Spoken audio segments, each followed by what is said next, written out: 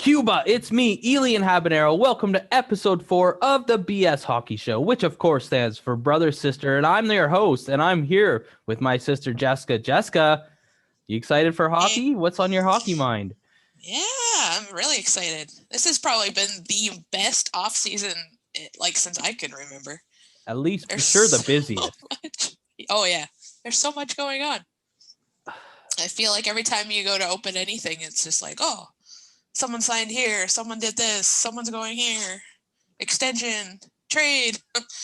I want to know if any of our viewers know, what is the team that has the least amount of players the same from last year, and what is the team that has the most still the same at this point? Because it's like some of the teams are like half their team is gone. Yeah, like Chicago is really raking in the players. It's like just all of a sudden, like got all these players coming. Yeah, and how long is Taze and Patrick Kane and Duncan Keith? Like they can't be around too much longer, can they? Or no, but apparently Taze is going to play this season, so that's a good sign. That's good news. And I heard Fleury is going to go to Chicago for the 1 year. He's got 1 year left or something like that. Does that surprise you at all, or? It doesn't surprise me. He's a classy guy. I think for sure. Well, and I'm thinking maybe there's a little bit more to it. I think maybe he wants to be Team Canada goalie if they get to go to the Olympics. So you have to play if you want to go to the Olympics. So that might have a little bit to do with his decision, maybe. I don't know for sure, but have they decided? I did watch they haven't decided that yet, though, have they? If they're going or not? I don't think so. I think they have two schedules, one with the Olympics and one without. Oh, yeah, because I know a lot of the players weigh in and they really want to do it, but I mean, I get the league's point of view, but come on, the fans want to see it, the players want to see it. I like seeing it. Yeah. I'm just glad that he's going. He's got just 1 year left, right? Yeah. Yeah, and who knows? He may sign a new contract. They might end up doing good. Wouldn't it be awesome if you won a cup in Chicago and kind of a good riddance to Vegas? Or even the Vezina again. Yeah, you're gonna trade me? Well, look at what you're missing here. I mean, Leonard's good, but I mean, he was the Vezina Trophy winner. I agree. I think the whole thing. And he has what, three cups too? 3 Stanley Cups. Yeah, it feels like he's with Pittsburgh, what a run he had there. But I feel like the whole thing is never that he never really intended to play in Chicago. He was just hot at Las Vegas for the way it was managed. Well, and maybe it never came from him. Maybe it was just a fabrication from social media. There's so much. I even read the other day that a lot of NHL players don't want to play in Canada because of the Canadian market and social media and taxes and things. And it's just, I mean, I don't really blame them because it can be a cutthroat business out there. Yeah, but a lot of times, a lot of these agents are the ones that are all over social medias and getting rumors started. I wonder if they're going into business for themselves. They're like, hey, we can get a few extra dollars here, and they get their percent. So, and there's no harm creating controversy. It draws attention to people. Maybe that's what they want. The thing I was most surprised about Fleury is I figured he'd have a no trade clause because most of the top players do nowadays. Well, and especially goalies, they figure they usually have a little more where they want to play and what they want to play, especially if you're as decorated as he is. That's what I meant. Yeah, he won the Stanley Cup 3 times. I just assumed he would have a no trade clause. And there's other. Well, and speaking of goalies, is that what you're going to bring up? I think the Canucks got a good one. I do too. And Ian Clark, who is probably one of the top goaltending coaches in the league for Vancouver, really wanted Halak. But how does it work? I think from what I read, they signed him for $1.5 million, which is kind of on point with what they had Holtby. But there's a performance bonus. That doesn't go against the salary cap. And what do you know about that? Is it if he wins a certain amount of games or his save percentage is this, he'll get an extra $1 million? Yeah, it's almost like a show me contract. I like those contracts because they play a little harder. And maybe too, if he gets a signing bonus, he might end up getting a new contract at the end of the season. But Demko and Halak duo, that might be awesome. Do you think they tell him going in we're signing you, but we are thinking Demko is going to be our number one? Yeah. Well, and he's a little bit older too, right? So was he number one on Boston last year, or was it the other guy? I know they split it.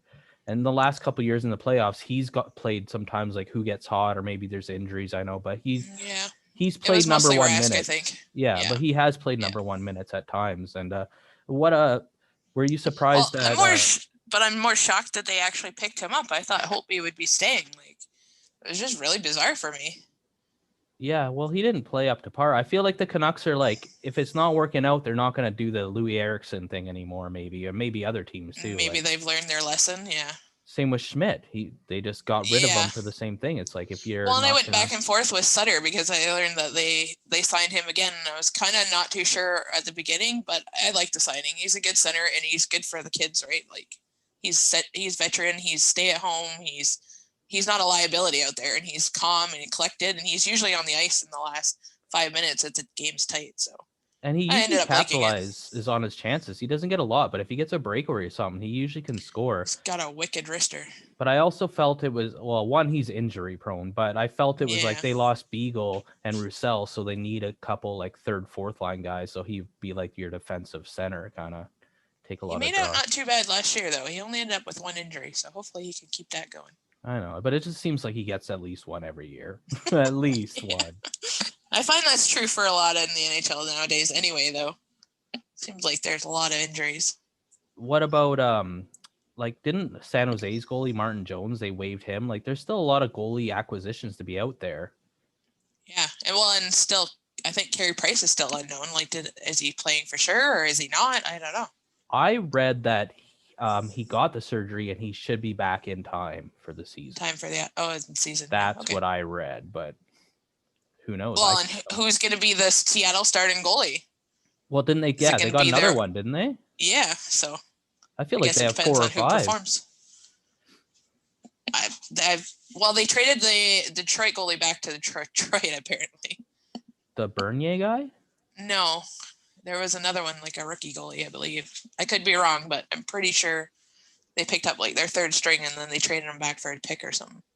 Is there, like, because you're a goalie and been a goalie a long time, so I know you kind of have a soft spot in your heart for goalies. Is there someone that you think will have a breakout year as a goalie this year, even if they're a backup? You said it, Bernier. I was hoping it would be him because he seems to have a lot to show and he never really gets that chance. The Jonathan He was Bernier? on Detroit. Yeah, he was on Detroit. But he didn't really get a lot of playing time. Like, it seems like he has a good string of games and then that's it. So I'm hoping he can be consistent. Well, I actually follow his career a little bit, especially because I like Troy Stecher and he's on Detroit now. So I was watching more of their games. Yeah, no, he's a good goalie. Yeah, he didn't have the greatest defense the last year, but if he gets and some of these teams that were horrible last year could be in the like top 8 in the playoffs this year. Like because it's so changed so much. Well, I'm excited that we got Poolman from the Jets. That's a good pickup right there on Canucks. He's a defenseman. They signed him too, so. I didn't. 4-year contract, I believe. 4-year, I believe. Yeah. I heard they signed that Garland guy they got in the Oliver Ekman-Larsson deal. So now we're waiting on Pettersson and Hughes. It's taking forever. Yeah, but I feel like they've got the funds for them that they need at this point, probably. Probably signing the other guys and then seeing what they have left to work with, maybe. Yeah. Yeah. And they have I know for Hughes, you said they have exclusive rights, but what's the deal with Pettersson? He's not a restricted free agent? He can get offer sheets too. But I remember reading that Benning said they would match any offer, but if a team offers him so much, can they match it? I don't know. So yeah, that seems screwy. Hopefully not. Sometimes teams will do that even if they don't intend on paying them that much, just to like make the Canucks pay more or whatever team. Yeah. But he was also injured at the end of the last year too, so it wasn't like he was on a show me year, right? But then and as much as I like him, he is flashy, but I don't think he's up to the $11-12 million mark yet. I think so. The media 6-7 million like maybe, but whew. Every time you see a game graphic. Even Wayne Gretzky didn't make that kind of money. That's terrible. Well, speaking of Gretzky, Ovechkin signed 5 more years with the intent to tie Gretzky's record, and he has to get an average of like 35 goals a year. Do you think? I wondered why the 5-year, and then it made sense because it kind of breaks it down on average, right? So he could try to beat the record. But I know he's almost like an Ironman. Has he really missed a lot of time in the seasons? I don't think he has. No, but his goal has he's still a consistent goal scorer, but it's gone from 50, 60 to more, not to 40 to 40 now, 25 to 30. Well, and he gets most of his goals on the power play now too. It's not full strength, right? And did they count playoff goals for that, or is it just regular season games? I think it's just regular season. Okay. Do you think he can do it though? I think he can do it, yeah, especially if he stays healthy. I don't know. He doesn't look like he's slowing down much. I guess that depends how the first 2 years go, but if he Yeah, doesn't have a and good it year this depends. year, And it depends on his team around him too, right? yeah, how much Yeah. longer are they going to be able to keep that one guy that gets all the assists or gets all the assists? Oshie? DJ No, the Oshie? other guy. Oh. The guy that Oh, won yeah. the cut. Well, yeah, Oshie too, I guess. Oh, Yeah. whoa, Well. we're flickering here. Hey. So, what else? Didn't they just open up yesterday? They can start making moves again or something? I believe so, yeah. I think we'll see a lot going on because training camp starts another month here. So, like, they still already have games at the end of September. So, things are going to be happening. And do they have to freeze their roster or can they keep going? I don't know. And I know there's still a lot of guys available. Like you were saying, Getzlav, he was available. Like that goalie for San Jose. I heard Getzlaff might sign with Edmonton, but I'm not sure if that's just a rumor or not. Oh my God, everything's a rumor. We could start a rumor right now. What rumor do we want to start? Yeah, I don't know. Hopefully Pettersson signs for a reasonable amount. He signed for a reasonable amount. We'll start that rumor. $6 million for 6 years. I wonder if he wants like more money, but only a couple years, or he wants one of those 6-year contracts like everybody else does. Not sure.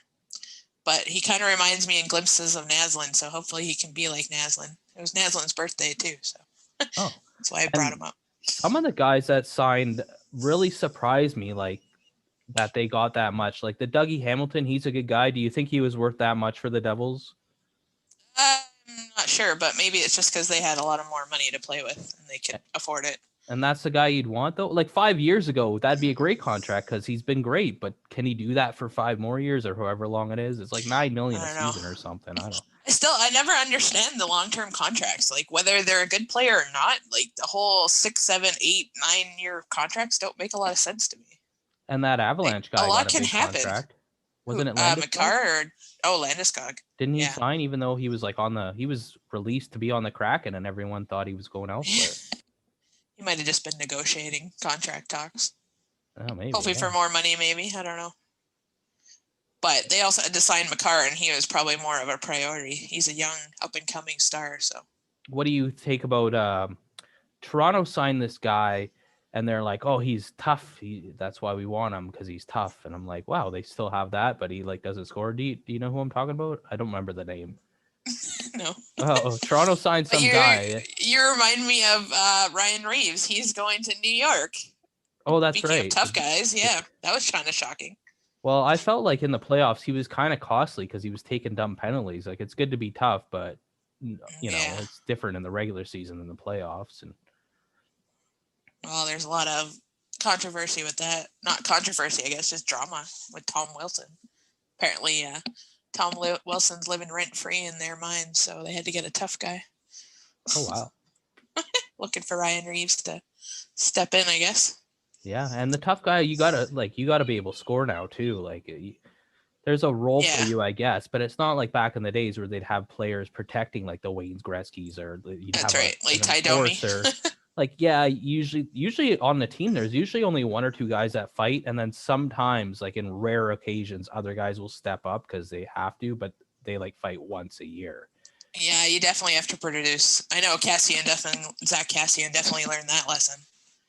Like you really just got to get your head down and just keep fighting for it. Like fighting is one thing, and standing up for your teammates, like you said, but you need to produce. You need to contribute to your team, or there's no room for you anymore.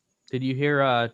We're getting late here. What about closing comments? Did you hear anything about that Jack Eichel thing where he was saying that the team wanted to get this surgery and his doctor wanted to get this one and blah blah blah, and he was calling out the management? Yeah, seems like a big liability. I don't know if I'd really want him on my team anymore.